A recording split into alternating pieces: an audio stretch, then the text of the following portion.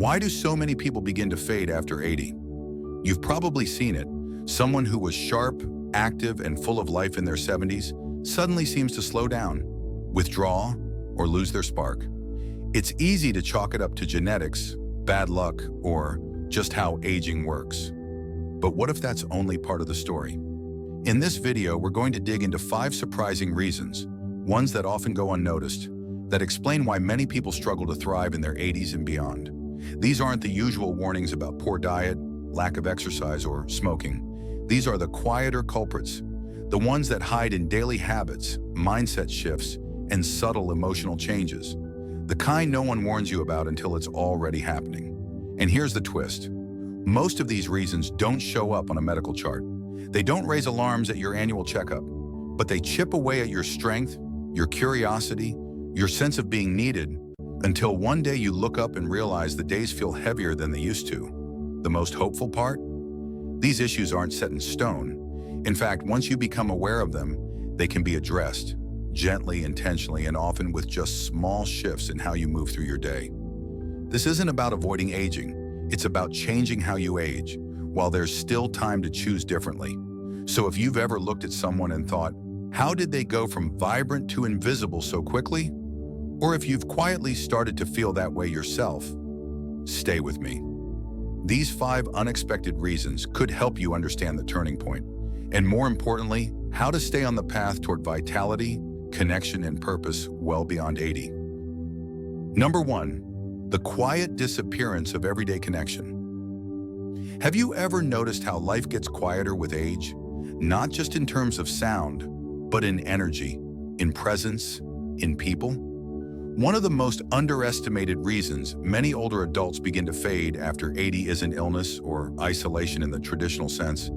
It's the slow erosion of microsocial engagement, the daily trickle of tiny, seemingly trivial human interactions that once stitched meaning and vitality into everyday life. Imagine this. You wake up in the morning and there's no real reason to get dressed, no appointments, no coffee shop run, no errands. You turn on the TV, maybe scroll through old photos, eat a quiet breakfast alone. Hours pass, and you haven't spoken a single word out loud. No one called, no one waved, and you didn't wave either, because no one was there. Now stretch that into days, then weeks. It's not loneliness in the poetic sense. It's the dull ache of disconnection.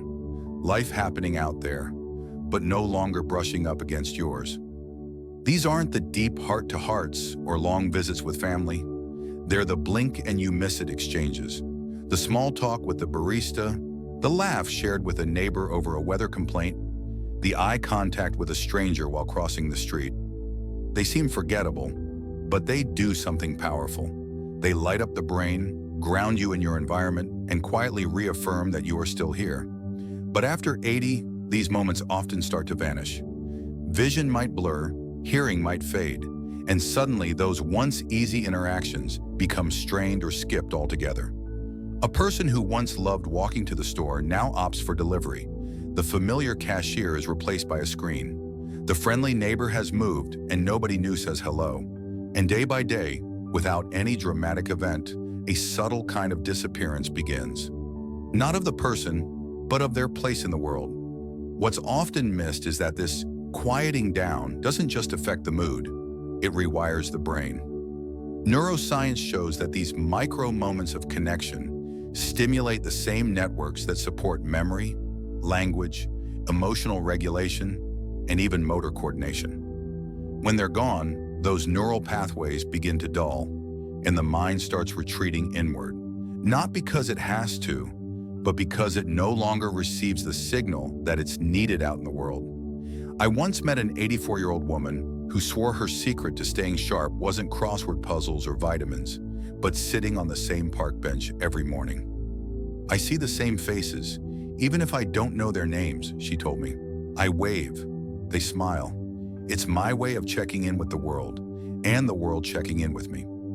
That small ritual, that invisible rhythm of mutual acknowledgement, was her anchor, her reason to get dressed, her pulse. When these touch points fade, the consequences are profound. The body interprets disconnection as a threat. Stress hormones rise, inflammation increases, and immunity weakens. But more critically, the emotional scaffolding that supports identity, who am I? Where do I belong? Starts to wobble. Without a social mirror reflecting back a sense of worth, many older adults quietly begin to feel invisible, and the body follows that narrative. And here's what's most striking. It doesn't take a grand return to society to reverse this. A wave to a neighbor, a joke with the pharmacist, asking the grocery clerk how their day is going. These aren't just polite gestures. They're neurological nudges reminding your brain that it's still part of a living system, that you are still part of a story, not just watching one from the sidelines. And that message, subtle, consistent, and human, is what keeps us not only alive, but vividly awake to life. Number 2, overcautious inactivity. Picture this. An elderly woman stands at the top of 3 front steps. It's sunny, the mail has just arrived, and she considers walking down to fetch it. But then she remembers last winter's fall, not serious, just a bruised hip and a shaken spirit. She hesitates, then turns back inside. She'll ask her daughter to bring it in later. That single moment, seemingly small, is where a slow, invisible unraveling can begin. Many people don't make it far past 80, not because of illness, but because of caution turned to stillness. On the surface, it looks like wisdom, avoiding icy sidewalks, limiting physical exertion, skipping activities that once felt routine. Friends and family praise the restraint. Better safe than sorry, they say. But what often goes unnoticed is that, in the effort to prevent harm, older adults can begin erasing the very muscle, motion, and confidence that sustain their independence. It doesn't usually start with a dramatic change. A skipped walk here, a decision to avoid stairs there. But over time, the body adapts not just to challenge, but to the absence of it. Muscles begin to weaken, reflexes dull. The body, which thrives on movement like soil does on water, starts to lose its vitality. Not because it's aging out, but because it's no longer being asked to show up. A woman I met, Teresa, age 87, used to be a daily fixture at her local community center. One minor ankle sprain kept her home for a week, and the week turned into a month. I just didn't want to risk it again, she said. Her son brought her groceries. Her neighbor walked her dog. Slowly, her world shrank to the living room. When she did finally try to return, the walk to the car felt like a mountain. It wasn't that she aged rapidly. It was that her body stopped being invited to live. What so many people misunderstand is that strength isn't just a thing you have. It's a thing you maintain. Your core muscles, your spine, even your feet rely on frequent, real-life use. It's not about heavy lifting or running marathons. It's about picking up laundry, reaching for a top shelf, stepping off a curb. The body doesn't need perfection, it needs participation. Without it, the brain begins signaling, we're winding down, and the body listens. No one's saying to ignore common sense. Use handrails, wear supportive shoes, keep your home clutter-free. But there's a vital difference between taking precautions and putting yourself in a bubble. Movement is how you remind your nervous system that you're still here, that your environment is still yours to navigate, that you're not retreating, you're still in the game. Here's the thing. Inactivity, even when it's done in the name of safety, sends a dangerous message to the body that you're done exploring, done engaging, done needing strength. And your body, loyal to a fault, starts to comply. But that story can be rewritten. Start with standing up every hour. Take 3 steps farther than you did yesterday. Relearn the map of your house with confidence. Every small act of movement is a vote for life. And if you've already found yourself slowing down, not because you can't move, but because you've been talked out of moving, it's time to rethink the narrative. You don't need to be fearless, just willing. Because staying alive isn't just about staying safe. It's about staying in motion, physically and mentally. The more you move, the more your body remembers what it's here for. And that memory, in the end, is one of the most powerful ways to defy the quiet pull of decline. So here's your invitation. Move, not recklessly, not carelessly, but intentionally. Reclaim the stairs. Take the longer route to the mailbox. Stand when you could sit. Stretch while the kettle boils. Call a friend and walk while you talk. Start small, but start now. Because every step you take tells your body, your brain, and your future that you are still choosing to engage with life, not just exist in it. Movement isn't just a habit, it's a declaration. I'm still here, and I still matter. Number 3, the silent drift of disrupted sleep. Imagine waking up already feeling tired, not because you didn't sleep, but because your body never really knew when to rest. As people age, especially past 80, sleep often becomes more fragile, but not just because of aging. One of the biggest and least recognized culprits?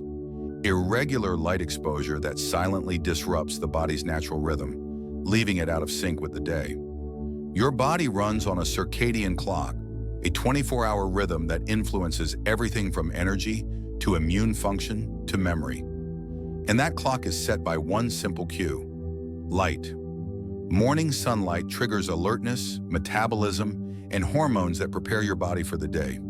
In contrast, darkness signals it's time to slow down, repair, and sleep. But when natural light becomes scarce and artificial light dominates, especially in the evening, this rhythm starts to unravel. It usually doesn't happen all at once. Maybe someone stops going on morning walks. They start rising later, spending more time in dim indoor rooms, and fall into the habit of late-night TV.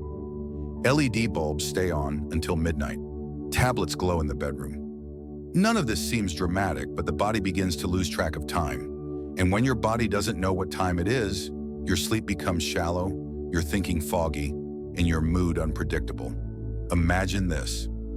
You wake up at 9 a.m. to a cloudy room, no sun peeking in. The curtains are drawn. You shuffle into a kitchen where the lights are still off and eat quietly in the dull morning gray. By noon, you're already tired. You nap, but it doesn't help.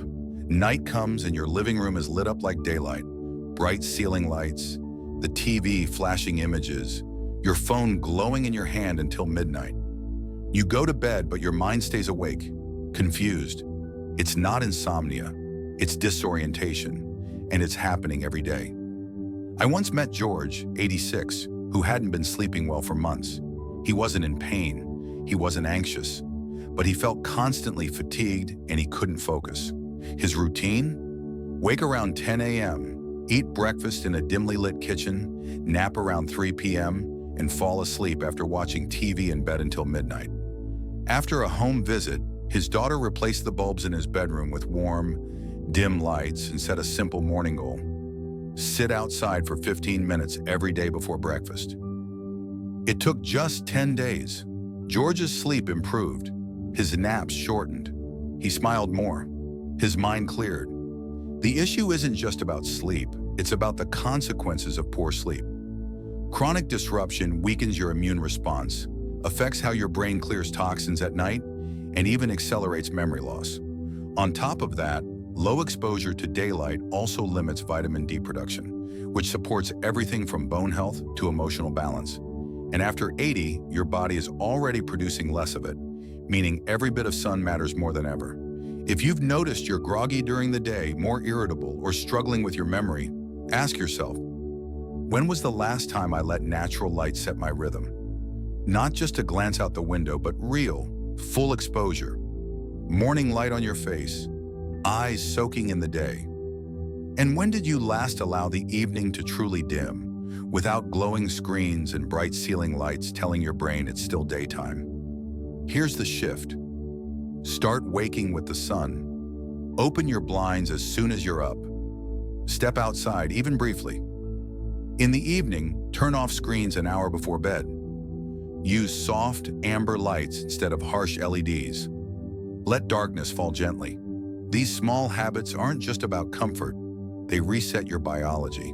They restore the rhythm your body craves. Because aging isn't just about the years you collect. It's about the alignment of your systems. The difference between feeling 85 and feeling 65 can sometimes be as simple as getting enough morning light and enough evening dark. You don't need medication to reset your internal clock. You need rhythm, you need sun, you need stillness in the right places. And now here's your gentle call to action. Go to your window tomorrow morning. Open it. Let light hit your face before coffee touches your lips. Step outside. Breathe in the early air, even for 5 minutes. At night, put the phone away. lower the lights. Give your brain permission to rest and your body permission to repair. These aren't just routines, they're life signals. And it's never too late to let your body know that it's still on time, still working, still deeply alive. Number 4, the weight of unspoken grief. Loss isn't something that happens all at once when you reach your 80s. It accumulates over decades, layering silently beneath the surface. It's the absence of shared memories, the fading of familiar voices, and the quiet spaces left behind by those who once filled your life. This ongoing sense of disappearance doesn't always announce itself with tears or sorrow. Instead, it often hides behind calm routines and polite smiles, quietly shaping your emotional and physical world without anyone really noticing. Over time, grief stops looking like grief. It becomes silence. It becomes a smile you force at dinner, the shrug when someone asks how you're doing. Not because you're unaffected, but because you're tired of explaining a kind of sorrow that has no end date. People assume that with age comes acceptance, but age also brings accumulation, and carrying that many invisible goodbyes takes a toll. Imagine this: you're folding laundry and suddenly pause, holding a shirt that hasn't been worn in months, but you can't throw it away. Or you find yourself staring at the television, not watching, just escaping the silence in the room. You want to cry, but the tears don't come. Not because you don't feel, but because somewhere along the way, you were taught to keep moving. That kind of grief doesn't leave marks on your skin, but it reshapes your health, your energy, your will. And what happens to that sadness? It doesn't vanish. It settles into the joints, the chest, the way your shoulders hunch a little more each year. Emotional suppression isn't always a conscious choice. Sometimes it's survival, but suppressed grief shows up physically. It disrupts your sleep, weakens immunity, shortens breath, and clouds thinking. The body carries what the heart never got to release.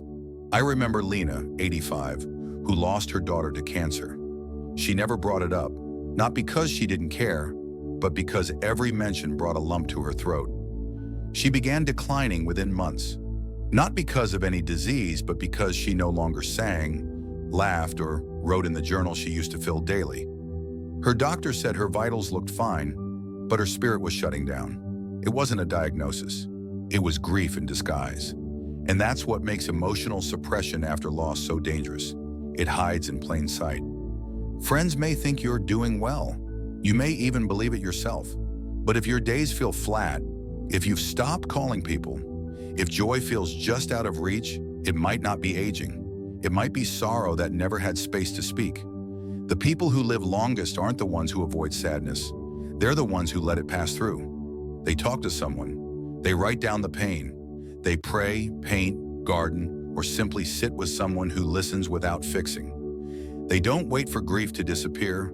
They learn to live alongside it without letting it harden them. So if you've been holding it all in because you thought you had to or because no one asked, it's not too late to begin releasing it. Start small. Say their name. Write them a letter. Talk to someone you trust, because the body listens to the heart. And when the heart is allowed to speak, the body finds room to breathe again. Here's what to remember. Grief is not weakness. It's proof that you've loved deeply. And the more space you give it, the more life you make room for. Don't just survive your 80s. Live them fully. Let the sorrow rise and you'll find the strength that's been waiting underneath it all along. Number 5, the gradual disappearance of daily purpose. Imagine an old man waking before dawn, not out of habit, but because the silence woke him. There's no alarm clock anymore. No one to meet, nowhere to be. The house is still, too still. The coffee machine blinks with yesterday's time. He shuffles past a calendar with weeks crossed off in heavy black ink, but nothing written in the boxes ahead. The day waits for him, but he has nothing to offer it in return. This is how the loss of daily purpose begins. Not loudly, but with stillness. Not with tragedy, but with a lack of movement. For many people over 80, it's not the body that gives out first. It's the anchor that held the day together. Those familiar duties that once felt small now reveal their quiet power. Preparing breakfast for someone else, checking the weather before walking the dog, laying out clothes for church, reading the paper with a partner. When those roles fall away, so does the rhythm of living. You don't need a grand purpose to stay alive. You need a reason to get dressed, a reason to open the curtains, a reason to look outside and say, today, I belong to this world. Without that tether, the body begins to conserve itself. Movement slows, appetite fades. The mind starts to lose track of why it should bother remembering what day it is. I met an elderly man once, Thomas, who had been a carpenter for over 50 years. After retirement, his days grew quieter. His wife passed, his children moved, but every morning he still walked to his backyard shed, put on his apron, and worked on wooden birdhouses. He didn't sell them. He didn't give them away. He just liked making small homes for creatures he might never see. Birds still need somewhere to land, he told me, and maybe so did he. These small acts, these rituals, are what keep the mind engaged and the body responsive. They are signals to our biology. You are still needed. Even the smallest purpose triggers movement, attention, care. The brain stays sharper when it knows there's a task waiting. The heart beats steadier when it's beating for something outside of itself. If you find yourself waking up and wondering what the point is, don't ignore that feeling. It's not weakness. It's a prompt, a quiet invitation to reconnect with something, anything that creates shape in your day. It could be as simple as writing one line in a notebook each morning, or feeding the birds, or checking on a neighbor's garden. Purpose doesn't have to impress. It just has to be consistent. Because when the world feels like it no longer expects anything of you, that's when you must learn to expect something of yourself. Not out of pressure, but out of care. Not to prove you're alive, but to feel alive. And often that feeling returns the moment you give the day something to depend on. As we wrap up this video, I want to leave you with a quiet but important truth. Most people don't drift into decline after 80 because of a single event. It's rarely just one fall, one diagnosis, or one birthday that changes everything. What really leads people to fade is the slow unraveling of daily purpose. The gradual loss of routines, connections, and reasons to stay present. Often these shifts are so gentle you barely notice them. A skipped walk here, a missed phone call there. Days blend into each other, and before long, something inside starts to feel a little more distant, a little more silent. But here's the encouraging part. Just as the fading happens bit by bit, so can the return. It can begin with something small, a walk around the block, a brief chat with a neighbor, a quiet moment of stretching in the morning sun. Not out of obligation, but out of care. Each of these moments can serve as a spark, a way to reintroduce rhythm, meaning, and connection into your life. So as you reflect on the 5 reasons we discussed today, take a moment to ask yourself, which one felt like it spoke directly to you? Which one caught you off guard? And which one are you willing to do something about today, even in the smallest way? Because the truth is, while we can't stop aging, we can absolutely shape how we experience it. You have far more influence than you might think. By staying tuned into the quiet shifts in your routines, by valuing the simple things that give your days shape, and by choosing to act, however gently, you can create a later life that feels full, grounded, and your own. And if today's message stirred something in you, don't let it fade away. Let it become a beginning. Maybe that means calling someone you've been meaning to talk to, or picking one small habit to bring back into your life this week. Big change doesn't require big steps.